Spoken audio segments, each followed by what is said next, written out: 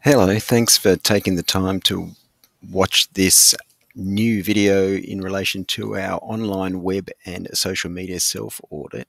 I just thought it might be helpful, rather than just providing the link to the self-audit, to perhaps provide a bit of an explainer video as to what you're looking at, and in relation to some of the gaps and opportunities that you perhaps can understand better by going through this self-audit process. And realistically, I just thought I'd do it for myself, so that way you can see how we go. Literally, I would have done thousands and thousands of these for small businesses and other not-for-profits and different ones since 2012. So let's go. I've actually pre-prepared it just so the video is not too long. So realistically, this is our first cut, so we're probably going to send it out. If you're getting the audit link in the first instance, it's probably because we know you, and we want your feedback, and hopefully it's something you'll find useful, if not for yourself, perhaps for your clients.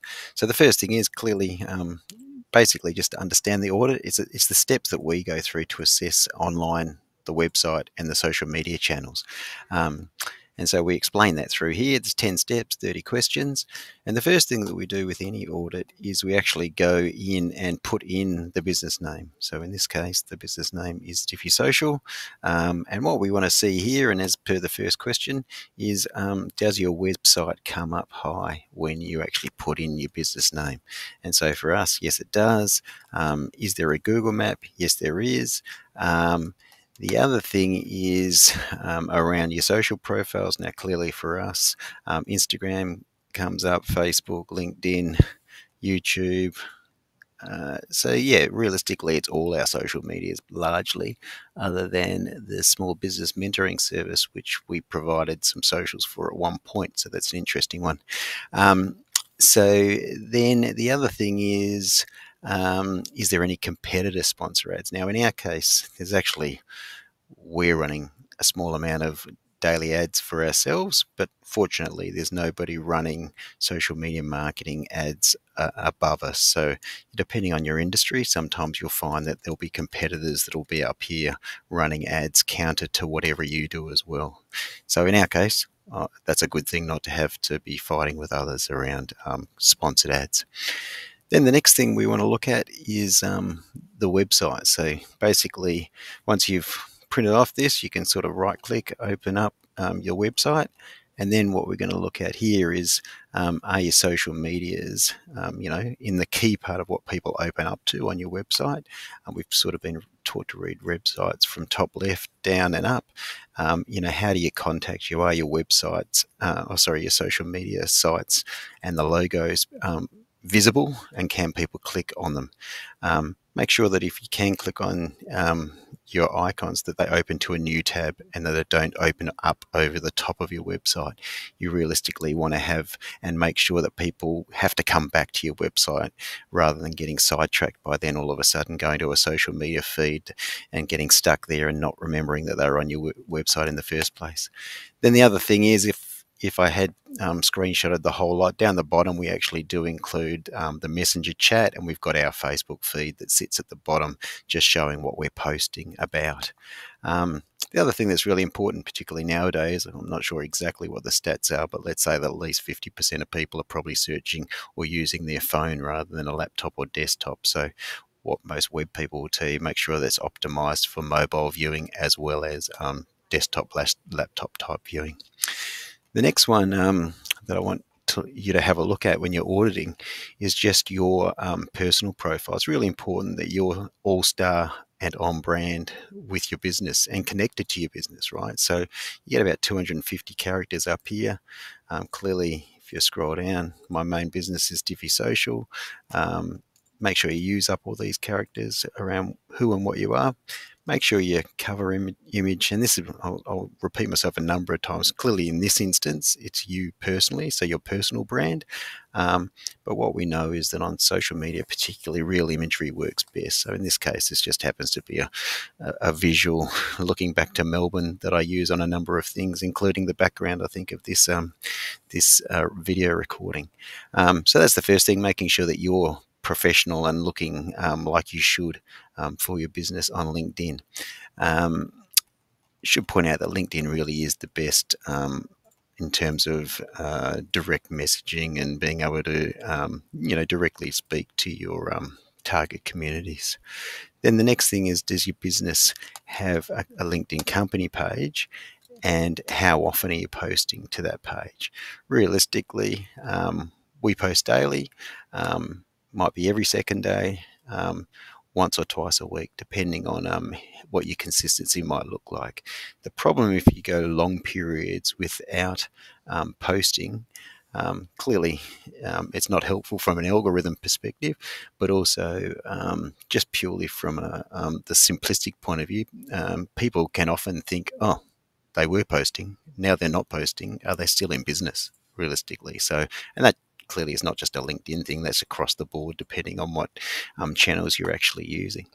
So that's the LinkedIn company. The next one is your Facebook. And again, we always sort of make and this is again not specific to Facebook, but Facebook tends to be the main one that people will start with. But just make sure your profile has your logo. Often we see people get that confused, and they'll have maybe a business image of what they are. That's the place to put up here for us. We sort of every quarter we just constantly sort of refresh who our clients are, and we have real images, real people, which we think works best on social media, and particularly in feeds. So again, how often are you posting? Daily, every second day, once or twice a week.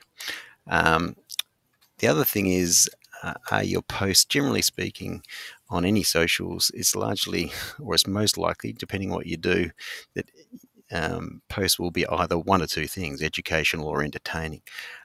Most businesses, it's likely that you're wanting to be educational. It is who are we? What do we do? What do people say about us? That sort of thing. And then let them know how they can find out more information.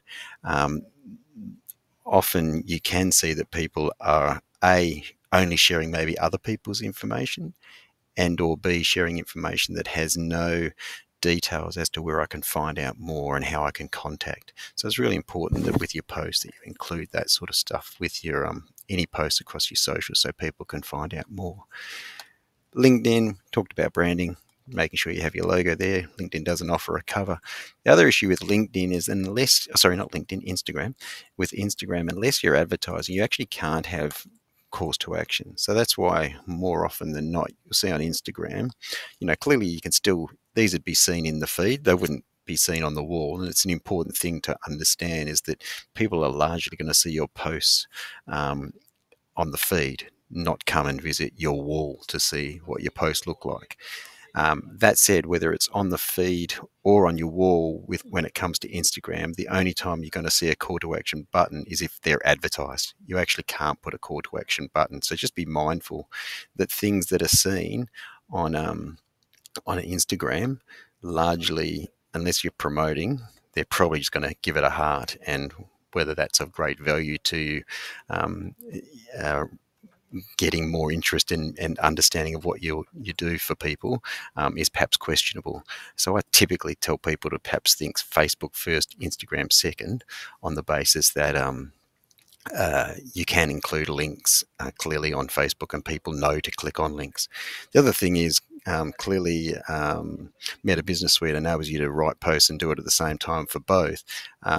But just be mindful that anything more than sort of 3 or 4 hashtags realistically adds very little value. And in particular on Facebook, kind of looks a little bit strange in terms of why you're using so many hashtags. Again, we talked about entertaining posts or otherwise. The next thing, I haven't sort of gone into too much detail, but effectively what a lot of people, particularly nowadays as a meta product, clearly you're going to integrate your Facebook and your Instagram. One thing that we can't do when we're doing audits of people, we can't tell whether you're running Facebook ads, but often people say, well, maybe I tried, or maybe I've boosted them. But you need to make sure that your business suite is set up properly. You go in here, you can see your insights. All tools will show you Facebook Ads Manager and all that sort of stuff. And effectively, when you're running Facebook ads, you're running that to Instagram as well. There's a pixel code that you can set behind your website, and that helps measure the traffic that's going through that website. It's called flares. So it's something that, realistically for us, we're not measuring capture and conversion because we don't control people's website, but what we are interested in is making sure that people are actually going to those websites to learn more about our clients' businesses. So make sure you've got that Facebook pixel flare, also pixel behind your website. That's something you can talk to your web developer about. The next one is Twitter. Twitter's about the only algorithm or feed that actually lets everything through to the keeper. So again, it's worth owning that asset, right? Clearly, the more online assets you can have, the greater value they are to you. And people are do have their favourites. And certainly I find that X is very good for up-to-date information. We've just had the US presidential debate. Straight away you can go on there, what are people saying about that? Footy finals are on. What's the information, who's saying what when it comes to Twitter, or formerly known as Twitter, now known as X. And again, how often do you tweet there? And you'll notice across ours we're tweeting, posting, updating, using the same information across the different platforms. We use a particular scheduler called Publer. Again, it's about educating. It's about getting all those sort of keywords in all your platforms that helps then you show up in search. Realistically, marketing communications, you just want to be found or be able to find your target audiences. The next thing is, and I did the search in the first place. If I click on my map, it opens up this, right? And so one of the things on, again, what Google allows you to do nowadays is post updates to your map. So you can see down there, it's an update. And so Google Plus failed probably 5 or 6 years ago now, but the Google Map, which is your Google business, enables you to post updates. It's also where your reviews and LinkedIn, various social media profiles can be added to. If I swing back up to the top here, I think it's visible on here. So you can see the reviews here. You can see the updates that are coming through. One thing, there's actually, when you go in, so to get to that map, you actually click on this little icon here. And when you go into your actual business and also manage your business, that's where you can get your share forms to actually ask for reviews from your clients as well. Finally, given it's a YouTube, or YouTube is a Google product, it's definitely worth having the asset of YouTube, whether you're doing a stack of video or not. I tend to probably do 3 instructional videos for my clients, maybe from meetings and that sort of stuff, and only 1 public. There's not that many public facing videos that I'm tended to be doing. It's more for us internally or for our clients. However, this one will be a public facing one. So essentially, but again, just worth branding. You've got all your about information. You can personalize handles, and having that YouTube channel, increasingly videos become the marketing content of choice for a lot of businesses. And certainly it does work very well when you're advertising and promoting, having moving images rather than still ones. So yeah, encourage people to upload video, whether that's public facing or just instructional for your staff and others. The last one was around, and this is sort of flicks back a little bit to the website and your socials around content marketing. So what we encourage our clients certainly to do is understand that content marketing realistically is just 2 things. It's the words you use and the imagery that you use. So in other words, it's very, very good for you and for somebody like us who's sharing website content to social media, to have a website that has a real image library of images, right? That show you what you do. Make sure it shows who the client is. So, if you're a business coach for tradies, then make sure that, people, if I'm a tradie, I can see myself in your videos or in your imagery. Certainly we know that our best clients are the ones that have really good imageries, but not just of themselves. It's largely, it could be, if you're a plumber, showing that, the different jobs and tasks that you do, but it also shows where you're doing those, whether it's residential, commercial, the types of jobs you're doing. Clearly, if you can get testimonial videos, great as well.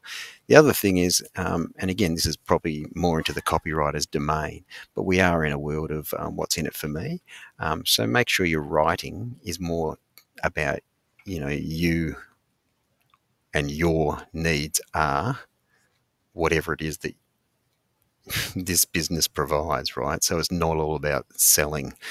In my case, I am a fabulous social media marketer.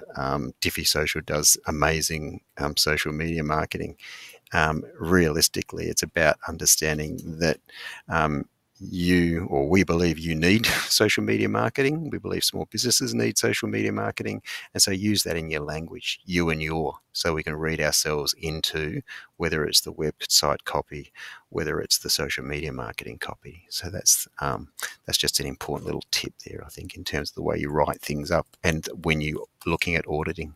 I've just sort of, clearly that's the stuff that we tell our clients. So we've got a blog that's associated with the website, and you'll see with all of the blogs that we put on, largely the covers on all of these are real imagery, real people, working with their target communities to make their lives better. So yeah, use that real imagery where you can. So then we get to the end. As I said, I've gone through it. I've ticked all the box. I think it's relatively easy, but I've done a lot of them. I reckon it did take me up to half an hour. Certainly they used to take me a lot longer, but that's largely because I go in PDF and take a screenshot of these things. And then I've given a bit of feedback that I could add a YouTube explainer video. I'm going to click submit, see what happens. There you go, it's been submitted. So hopefully I'll get that somewhere. Hopefully that helps. And again, thanks for watching.